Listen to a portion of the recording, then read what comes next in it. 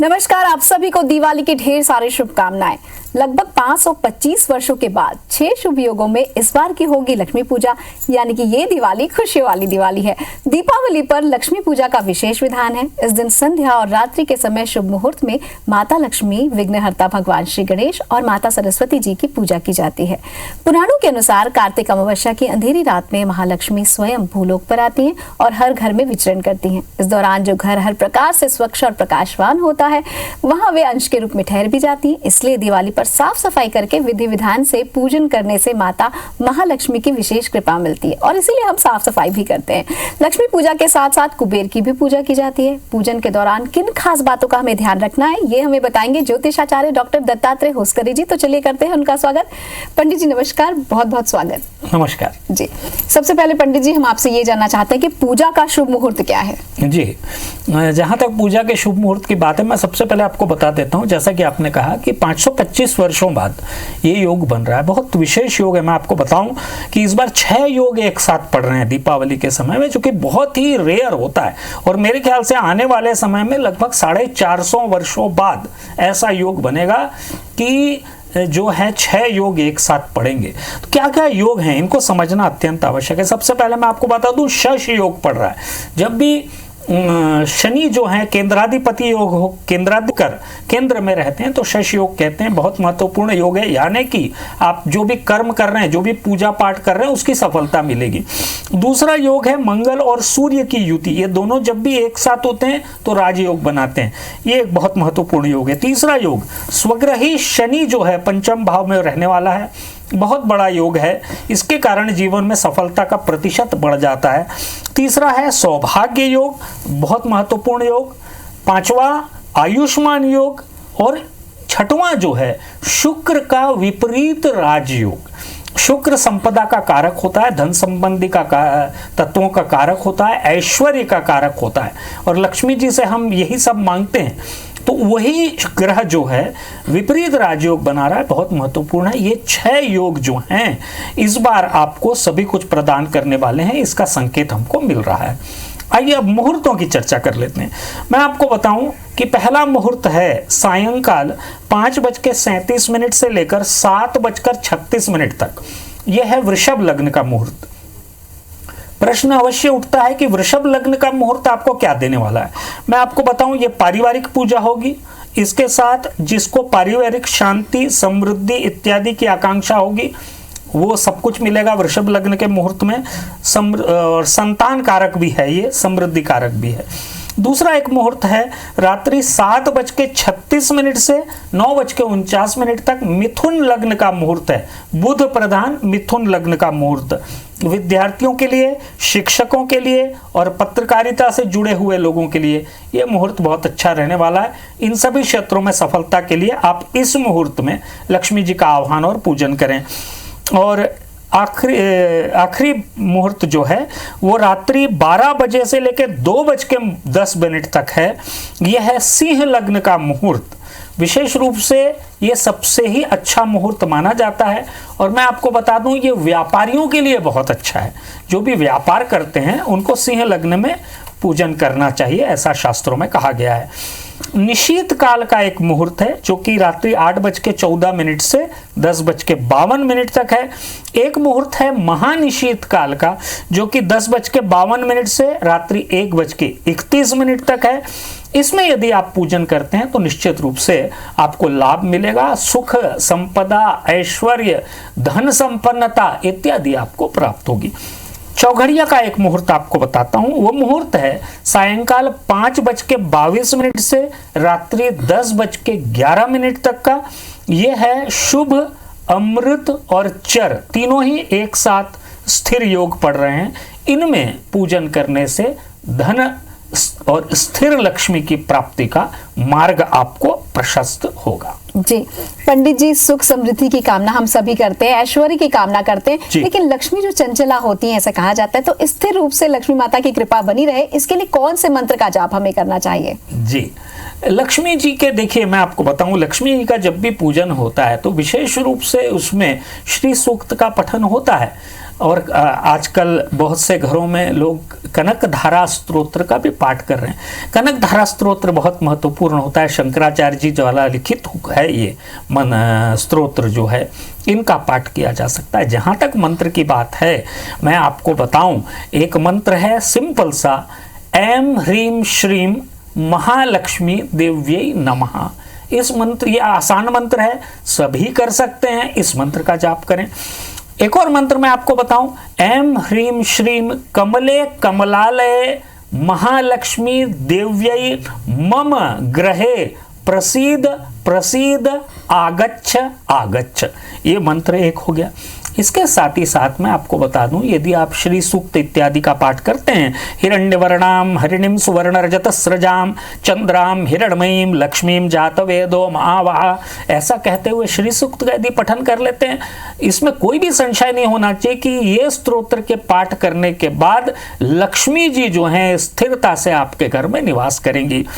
कनक धारा स्तोत्र में एक जगह लिखा हुआ है लक्ष्मी जी के बारे में, शुभ कर्म फल प्रसूत्यै, यानी कि लक्ष्मी जी धन की देवी हैं, शुभ कर्म के फल की प्रसूति करने वाली हैं। देखिए, लक्ष्मी जी को हम कर्म से बहुत ज़्यादा कई बार दूर कर देते हैं, लेकिन ये समझने वाली बात है कि लक्ष्मी जी शुभ कर्मों के फल को प्रदान करने वाली देवी हैं। इसीलिए लक्ष्मी जी के विभिन्न मंत्र जो मैंने आपके बताए, एक और मंत्र आपको बताता हूँ, त्रैलोक्य पूजिते देवी कमले विष्णु वल्लभे यथा तुम्हें चला कृष्णे तथा भौमयी स्थिरा कमला चंचला लक्ष्मीश्चला भूतिर्हरिप्रिया पद्मा पद्मालया सम्य गुच्चैहि श्री पद्मधारिणी। ये मंत्र का यदि आप जाप करते हैं तो स्थिर लक्ष्मी की प्राप्ति आपको हो जाएगी। मंत्रों का बहुत विधान होता है लक्ष्मी जी की पूजन में, विशेष रूप से जो भी आप पूजन करें उनमें इन मंत्रों का समाविष्ट कर लें, आप देखेंगे कि आपको स्थिर लक्ष्मी की प्राप्ति हो जाएगी। जी पंडित जी, कई बार ऐसा होता है ना कि अक्षय लक्ष्मी के लिए हमको कुबेर की भी पूजा करनी चाहिए, ऐसा कहा जाता है, और धन कुबेर की चाहत भी सबकी होती है। तो अब ये जानना चाहते हैं कि अक्षय लक्ष्मी की उपासना कैसे की जाए। जी, अक्षय लक्ष्मी की उपासना करने के लिए देखिए, लक्ष्मी जी जैसा कि आपने कहा कि लक्ष्मी जी चंचला हैं, मैं आपको बता दूं लक्ष्मी जी चंचला हैं। चंचला और सीढ़ी दर सीढ़ी आगे बढ़ने वाली यदि चंचला हो तो निश्चित रूप से मनुष्य की प्रसन्नता का कारक और कारण बन जाता है। मैं आपको बताता हूँ, स्थिर लक्ष्मी की यदि प्राप्ति करनी है तो अष्ट सिद्धि और अष्ट लक्ष्मी का पूजन का जो है प्रावधान शास्त्रों में बताया गया है। मैं आपको बता दूं अष्ट लक्ष्मी और अष्ट सिद्धि की कैसे आप प्राप्ति कर सकते हैं। अष्ट लक्ष्मी और अष्ट सिद्धि की प्राप्त करने के लिए लक्ष्मी जी की अंग पूजन का विधान शास्त्रों में दिया हुआ है। अंग पूजन जो होता है, लक्ष्मी जी का पैरों का पूजन, हाथों का पूजन, वक्षस्थल का पूजन, नाभि का पूजन, कटी पूजन, ये सब एक साथ होता है। अलग अलग मंत्र होते हैं, आपको कुछ नहीं करना है, हाथ में पीले चावल लेना है, मंत्रों को बोलते हुए लक्ष्मी जी की प्रतिमा या फोटो के ऊपर आपको जो है ये पीले चावल चढ़ाते जाने हैं। क्या मंत्र होगा? ओम चपलायै नमः, आप पैरों का पूजन कर लीजिए। ओम चंचलायै नमः, पुनः पैरों का पूजन। ओम कमलायै नमः, कमर का पूजन। ओम कात्यायन्यै नमः, नाभि का पूजन। ओम जगन्मात्रे नमः, पेट का पूजन। ओम विश्ववल्लभायै नमः, छाती का पूजन। ओम पद्माननायै नमः, मुख पूजन। ओम कमल वासिन्यै नमः, हाथों का पूजन।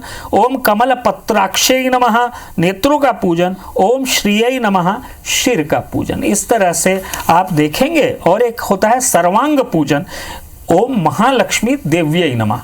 इस तरह से लक्ष्मी जी के अंगों का पूजन मात्र कर लेने से अष्ट सिद्धि और अष्ट लक्ष्मी की प्राप्ति हो जाती है। लक्ष्मी जी स्थिरता से आपके घर में वास करती हैं। मैं आपको बता दूं, दिशाओं का भी पूजन होता है लक्ष्मी जी के नाम से जी। लक्ष्मी जी का स्वरूप जो होता है, अणिम्ने नमः पूर्व दिशा में, महिम्ने नमः आग्नेय दिशा में, दक्षिण पूर्व दिशा में, गरिम्ने नमः दक्षिण दिशा में, लघिम्ने नमः नैऋत्य दिशा में, प्राप्त्यै नमः पश्चिम दिशा में, प्राकाम्यै नमः वायव्य दिशा में, इशितायै नमः उत्तर दिशा में और वशितायै नमः उत्तर पूर्व यानी कि ईशान दिशा में। इस तरह से यदि अक्षत पुष्प इत्यादि छिड़कते हुए अष्ट दिशाओं में पूजन कर लें, ऊपर भी थोड़ा सा फेंक लें, जमीन पे भी थोड़ा चढ़ा दें, आप देखेंगे कि स्थिर लक्ष्मी की प्राप्ति आपके घर में सदैव के लिए हो जाएगी और आपको सुख, समृद्धि, धन धान्य, पुत्र पौत्री, संतान, ऐश्वर्य इत्यादि सभी कुछ प्राप्त हो जाएगा। जी पंडित जी, आपने हमें बताया था कि जो धनवंतरी की पूजा के साथ हम धनतेरस पर कुबेर की स्थापना करते हैं, उसकी पूजा भी हमें दिवाली के दिन करती है। अब ये जो दिवाली पर कुबेर जी की पूजा होगी, इसमें हम क्या करें? जी, बहुत अच्छा प्रश्न है। देखिए, मैं आपको बताऊं, धनतेरस में जो आपने कुबेर की स्थापना की, मैंने आपको कह दिया था कि उसको हिलाएंगे नहीं जी। अब आप कुबेर जी का जो है आपने हिलाया नहीं, उनको यथास्थान रखा। अब जो है लक्ष्मी पूजन के समय इन्हीं कुबेर का पूजन पुनः करना है। देखिए, लक्ष्मी जी और हमने कुबेर जी का आह्वान कर दिया था धनतेरस के दिन। अब ये कुबेर जो हैं, इनको आप इस दिन पान प्रदान करें, जिसको तांबूल कहा जाता है। तो तांबूल प्रदान करें। यक्षाय कुबेराय स्वाहा, इस मंत्र के द्वारा 21 बार कुबेर जी के ऊपर अक्षत और पुष्प चढ़ा दें।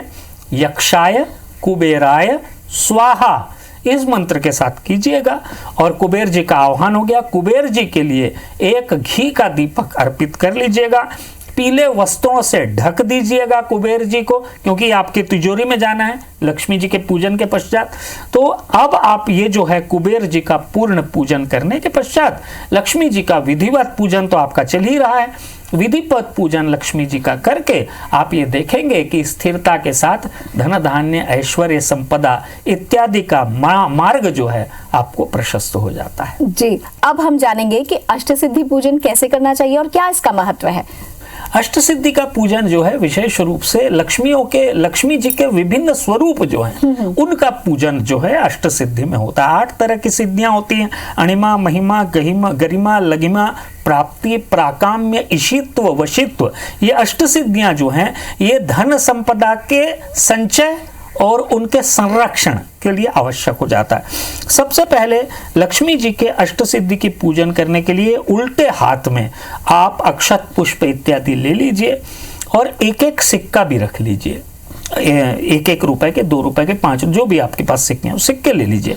अब आपको करना यह है कि इन मंत्रों के साथ अष्ट सिद्धि का पूजन करना है और 1-1 चम्मच कपूर युक्त जल जो है सामने चढ़ाते जाना है। सबसे पहले होगा ओम आदि लक्ष्मी देव्यै नमः, मंत्र बोलेंगे, मंत्र के साथ अक्षत, पुष्प और 1 चम्मच कपूर का जल चढ़ा देंगे। फिर से वही प्रक्रिया को दोहराएंगे। ओम विद्या लक्ष्मी देव्यै नमः, फिर से अक्षत, पुष्प, 1 रुपए का सिक्का और कपूर का जल। ओम सौभाग्य लक्ष्मी देव्यै नमः, इसी मंत्र का फिर से उच्चारण। ओम अमृत लक्ष्मी देव्यै नमः, फिर से उसी मंत्र का उच्चारण। ओम काम लक्ष्मी देव्यै नमः, वही प्रक्रिया को दोहराएंगे। ओम सप्त लक्ष्म्यै नमः, फिर से वही प्रक्रिया को दोहराएंगे। ओम भोग लक्ष्मी देव्यै नमः और आखिरी में होगा ओम योग लक्ष्मी देव्यै नमः। इस तरह से अष्ट सिद्धि की प्राप्ति आपको होगी और आप देखेंगे कि ये जो लक्ष्मी जी का पूजन है विशेष रूप से लक्ष्मी जी के अंगों की उपासना हो गई, दिशा की उपासना हो गई, उसके पश्चात अष्ट सिद्धि के पूजन से जो है लक्ष्मी जी की प्राप्ति का मार्ग जो है आपके लिए सुलभ हो जाएगा। जी पंडित जी, एक सवाल और मन में उठ रहा है। बहुत सारे लोग गहनों की पूजा इस दिन करते हैं जी। तो उन गहनों की पूजा का क्या विधान है और इससे हमें क्या लाभ होता है? जी देखिए, लक्ष्मी जी का जब हम पूजन कर रहे होते हैं तो लक्ष्मी जी का हम सबसे पहले आह्वान करते हैं। महालक्ष्मी देव्यै नमः मंत्रों का उच्चारण करते हुए लक्ष्मी जी के लिए आसन देते हैं, पुष्प चढ़ाते हैं, लक्ष्मी जी को जल से स्नान कराते हैं, दूध से स्नान कराते हैं, पंचामृत से स्नान कराते हैं, अभिषेक पूरा करते हैं। उसके पश्चात लक्ष्मी जी को वस्त्र चढ़ता है।